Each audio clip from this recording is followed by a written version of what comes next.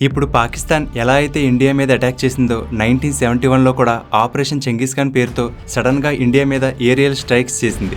అది ఇండియా పాకిస్తాన్కి మధ్య యుద్ధానికి దారితీసింది. దాంతో ఇండియా కూడా పాకిస్తాన్ మీద అటాక్ చేసింది. అయితే ఒంటరిగా యుద్ధంలో గెలవలేమని తెలుసుకున్న పాకిస్తాన్ అప్పటికే సూపర్ పవర్గా ఉన్న అమెరికా సపోర్ట్ తీసుకుంది. అంతేకాదు China, England, France, Jordan, Arab countries, Indonesia ఈ దేశాలన్నీ కూడా పాకిస్తాన్కి సపోర్ట్గా వచ్చాయి. అమెరికా, యూకే దేశాలైతే తమ యుద్ధ నౌకలతో ఇండియాను చుట్టుముట్టి ఇండియాని ఓటమిని ఒప్పుకోమని హెచ్చరించాయి. అలా దాదాపుగా ప్రపంచంలో సగం దేశాలు ఇండియాకి వ్యతిరేకంగా ఉన్నప్పుడు ఒకే ఒక్క దేశం ఇండియా వైపు నిలబడింది. అదే రష్యా. రష్యా తన army, fighter jets, submarines, nuclear weapons ఇలా అన్నిటిని ఇండియాకి సపోర్ట్గా పంపింది. అంతేకాదు ఎవరైనా ఇండియా మీద అటాక్ చేస్తే అది రష్యా మీద అటాక్ చేసినట్టేనని ప్రపంచ దేశాలకు స్ట్రాంగ్ వార్నింగ్ కూడా ఇచ్చి భారత్ కోసం ప్రపంచ దేశాలను ఎదిరించి నిలబడింది రష్యా. చివరికి ఆ యుద్ధంలో ఇండియాని గెలిచింది. అందుకే అప్పటికి ఇప్పటికీ కూడా ఇండియాకి రష్యాకి మధ్య ఉన్న ఫ్రెండ్షిప్కి తిరుగులేదు.